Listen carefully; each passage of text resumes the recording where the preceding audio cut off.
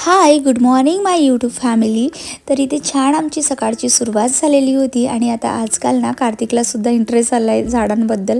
आधी इतकं काही त्यांना इंटरेस्ट नव्हतं, पण आता ते आपापले ओपिनियन देत असतात की हे झाड इथे लावायला पाहिजे वगैरे वगैरे. आणि ते म्हणतात ना की एखाद्या आपण पॉझिटिव्ह व्यक्तीसोबत असलो की आपणही आपोआप पॉझिटिव्ह होतो, किंवा निगेटिव्ह व्यक्तीसोबत असलो की जर पॉझिटिव्ह असू तरी आपण निगेटिव्हच बनत जातो. अशा टाईपचंच ते झालं. मला इंटरेस्ट आहे ना झाडांबद्दल, म्हणून त्यांनाही आजकाल आता इंटरेस्ट यायला लागलेला आहे.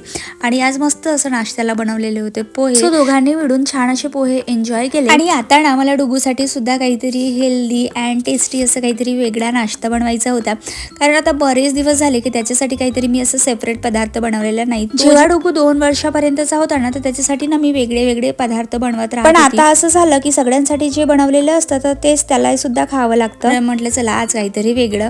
आणि त्याच टायमाला डुगूची मैत्रीण सुद्धा आलेली होती, हनी. आणि हनी आल्यामुळे डुगू किती हॅप्पी झाला, तुम्ही बघितलं असेलच. किती नाचत होता आणि सगळं त्याची खेळणी वगैरे त्याने इकडे तिकडे केली आणि मस्त दाखवत होता, हे बघ माझ्याकडे ते आहे वगैरे वगैरे म्हणून. आणि त्यानंतर ना इकडे मस्त छान असा पराठासुद्धा तयार झालेला होता. मग दोघांना पण इथे बसवलं आणि छान म्हटलं की चला तुम्ही दोघेही जण खा. आणि दोघांनाही 1-1 बाईट, याला एक बाईट त्याला एक बाईट असं करून करून ना पराठा फिनिश करायला लावलेलं होतं. आणि ना हनीचा इतका लाड करतो, जणू काही त्याची लहान बहीणच आहे असं ट्रीट करत असतो. आणि त्यांच्या वयाचे जेव्हा लहान मुलं भेटतात ना, तर ते त्यांचं काहीतरी एक वेगळंच म्हणजे असते नाही का, ते इमोशनल अटॅचमेंट वगैरे तुम्ही म्हणू शकता. आणि त्यानंतर मग दुपारच्या टायमाला मला बराच वेळ भेटलेला होता, तर त्याच्यामुळे म्हटलं की चला आता माझं हे पूर्ण कबर्ड आवरून घेते.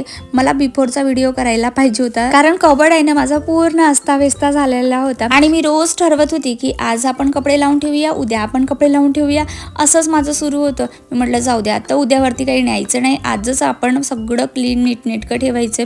मग कार्तिकचे सुद्धा कपडे व्यवस्थित लावून ठेवलेत आणि त्यानंतर ना मग डुगूचे सुद्धा कपडे व्यवस्थित लावून ठेवलेत.